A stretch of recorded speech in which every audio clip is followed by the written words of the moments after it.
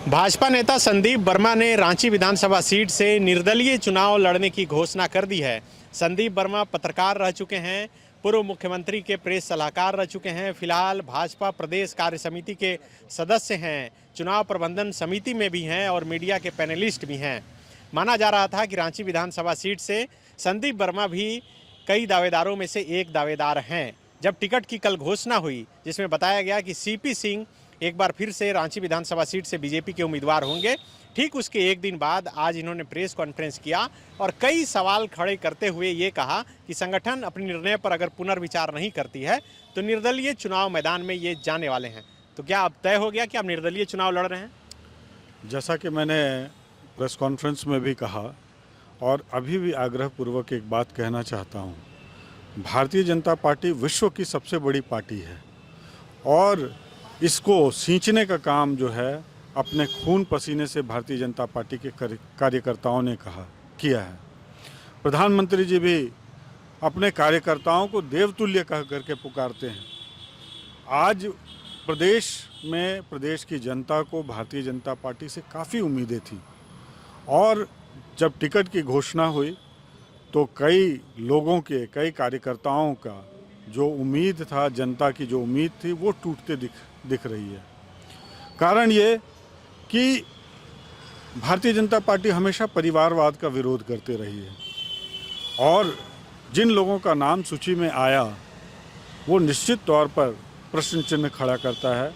चाहे वो बागमारा से ढुल्लू महतो के भाई उनको टिकट देने का विषय हो, चाहे चंद्र प्रकाश चौधरी जी के भाई रोशन लाल चौधरी जी, जो कि चंद मिनटों पहले बीजेपी के कार्यालय में आते हैं, उनकी ज्वाइनिंग भी ठीक से नहीं होती है और उनके नाम की घोषणा हो जाती है।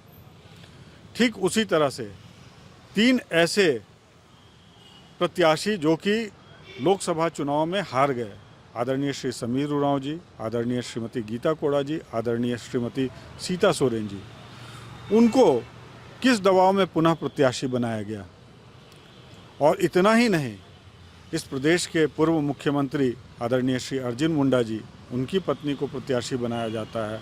आदरणीय पूर्व मुख्यमंत्री और वर्तमान में राज्यपाल श्री रघुवर दास जी की पुत्र वधू, उनको प्रत्याशी बनाया जाता है। एक कार्यकर्ता के तौर पर, एक संगठनकर्ता के तौर पर क्या उनका योगदान रहा है, क्या देख करके ऐसे लोगों को प्रत्याशी बनाया गया। कुछ ही दिन पूर्व चंपई सोरेन जी, जो कि दूसरे दल के नेता थे और प्रदेश के मुखिया थे, वो आते हैं और उनको महिमा मंडित करके उनको चुनाव लड़ाया जाता है। यहाँ तक भी ठीक है, लेकिन उनके पुत्र को किस आधार पर टिकट आप दे रहे हैं? कार्यकर्ता जो है आज स्तब्ध है। पार्टी अपने नीति सिद्धांत से चलती है, किस तरह से मिसलीड किया गया है, किस तरह से मिसब्रीफ किया गया है। हम लोग आदिवासी वोट की बात करते हैं, हमारे प्रदेश अध्यक्ष हैं आदरणीय बाबूलाल मरांडी जी, क्यों राजधानी वार से चुनाव लड़ रहे हैं?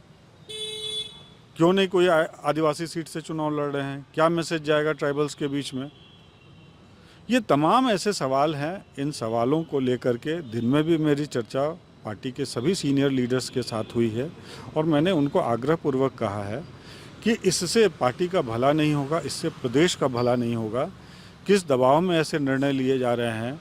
हमारे यहाँ 3 कद्दावर ऐसे प्रभारी चुनाव के, आदरणीय शिवराज सिंह चौहान जी, जो कई टर्म मध्य प्रदेश के मुख्यमंत्री रहे और अपनी योजनाओं से प्रदेश में बारंबार बीजेपी की सरकार बनाते रहे, ऐसे व्यक्ति को जिम्मेवारी दिया गया प्रदेश में। आदरणीय हेमंत विश्व शर्मा, जो कि आज पूरे देश के सबसे चर्चित मुख्यमंत्री हैं अपने कार्यों की वजह से, उनको सब प्रभारी बनाया गया। आदरणीय लक्ष्मीकांत वाजपेयी जी, जो लोकसभा चुनाव में भी प्रभारी थे और आज भी संगठन के प्रभारी हैं। आखिर क्या वजह है कि इतने बड़े लीडर्स होने के बाद भी हम लोग सही निर्णय नहीं ले पा रहे हैं? कहाँ दबाव की राजनीति हो रही है? लेकिन बीजेपी तो कह रही है कि जेएमएम की भाषा बोलने लगे हैं संदीप वर्मा। क्या आप उधर से संपर्क में हैं? आपको लगता है? मैंने बीजेपी में हमारे, जब आप प्रेस कॉन्फ्रेंस कर रहे थे, हमारे चैम्बर में आपने देखा होगा कि किनकी तस्वीर थी। आदरणीय प्रधानमंत्री श्री नरेंद्र मोदी जी की, आदरणीय जो हमारे राष्ट्रीय अध्यक्ष जेपी नड्डा जी हैं, आदरणीय गृह मंत्री श्री अमित शाह जी हैं, हमारे जो पुरोधा हमारे अटल बिहारी वाजपेयी जी, दीनदयाल जी, इन सबकी तस्वीर हमारे पास लगी हुई है। क्या संपर्क में मैं आऊँगा? मैं किसी के संपर्क में अगर रहता तो क्या मैं बीजेपी का झंडा और बीजेपी का पट्टा लेकर के अपने तन पर धारण करके बैठता? ये गलत है। देखिए, कार्यकर्ताओं को ये अधिकार है और पार्टी अपने संवैधानिक तरीके से चलती है, आज तभी विश्व की बड़ी पार्टी है। ये किसी के कहने से, किसी एक व्यक्ति के चलाने से थोड़ी चलती है। तो क्या आपकी किसी नेता से, बड़े नेता से बातचीत हुई थी, उन्होंने एश्योर किया था कि आपको दिया जा रहा है? ऐसे तो कई लोग हैं जो मान रहे हैं कि उन्हें मिलना चाहिए था, तो फिर मिलना तो किसी एक को ही। मैं अपने टिकट की बात कहाँ की अभी, लेकिन आपने जब ये सवाल किया तो मैं पूछना चाहूँगा, 96 में जब यशवंत सिन्हा जी यहाँ का प्रतिनिधित्व कर रहे थे, उस समय वो देश के बड़े नेता थे, बिहार के लीडर ऑफ अपोजिशन थे। उन्होंने किस पे विश्वास किया? एक युवा व्यक्ति थे तब, आदरणीय सीपी सिंह जी, और तब से लेकर के आज तक 6 बार वो विधायक रहे। पिछले बार जीत का अंतर बिल्कुल ख़त्म हो चुका था, और 7वीं बार देने की क्या मजबूरी है? ऐसा 7वीं बार में वो कौन सा काम कर लेंगे? क्यों उनको भी युवाओं पे भरोसा नहीं हुआ? क्यों बार बार वो चुन करके आना चाहते हैं? ऐसा कौन सा कार्य उनके दिमाग में है जो रह गया हो, जो 6 टर्म में नहीं कर पाए? आज रांची राजधानी है, आप ट्रेवल करते हैं, यातायात में किस तरह की असुविधा है आपको भी पता है, किस तरह से आप दिक्कतों का सामना करते हैं। हेल्थ सेक्टर में आप रांची में किस तरह की परेशानियों का सामना करते हैं, वो आपके समक्ष है। आज बरसात हो जाती है तो सीवरेज सिस्टम फेल हो जाता है, नगर विकास मंत्री थे वो। आज अगर गर्मी हो जाती है तो रांची जैसे शहर में आपको पानी की समस्या हो जाती है। आज अगर रांची राजधानी होते हुए घंटों पावर ब्लैकआउट हो जाता है। क्या ये समस्याएं जो है, इसका समाधान इतने वर्षों में नहीं कर पाए और इन 5 वर्षों में कर लेंगे? मेरी तो चिंता ये है कि ये 5 वर्ष भी अगर इस राजधानी के लोगों का बर्बाद होता है तो हम और पीछे चले जाएंगे। निर्णय पर पुनर्विचार करने का मैंने आग्रह किया है, मैं किसी के संपर्क में नहीं हूँ। प्रेस कॉन्फ्रेंस के बाद कोई संपर्क किया आपसे? नहीं, प्रेस कॉन्फ्रेंस के बाद मेरी बात नहीं हुई, उसके पहले कई लोगों से बात हुई और सबको मैंने यही निवेदन किया कि व्यक्तिगत मेरा किसी के साथ कोई ऐसा झगड़ा नहीं है। सब लोग के साथ मैं सम्मानपूर्वक रहता हूँ, सबों की आदर करता हूँ, सभी आदरणीय हैं मेरे लिए। लेकिन कार्यकर्ता होने के हैसियत से मेरे जैसा कार्यकर्ता अगर सवाल नहीं उठाएगा तो आम कार्यकर्ता तो हमेशा डरे समय रहेंगे। अब इसके बारे में जिसको जो सोचना है वो सोचे। आपने तय कर लिया है कि लड़ना है निर्दलीय? नहीं, मैंने ये तय नहीं किया है कि निर्दलीय लड़ना है। मैंने ये तय किया है कि संगठन के शीर्षस्थ नेता के संज्ञान में ये सारी बातों को मैं लाऊंगा और मुझे उम्मीद है कि संगठन इस पर विचार करेगा। पार्टी आपने नहीं छोड़ी है? बिल्कुल नहीं छोड़ी है। क्यों छोड़ूंगा मैं पार्टी? मैंने पार्टी नहीं छोड़ी है।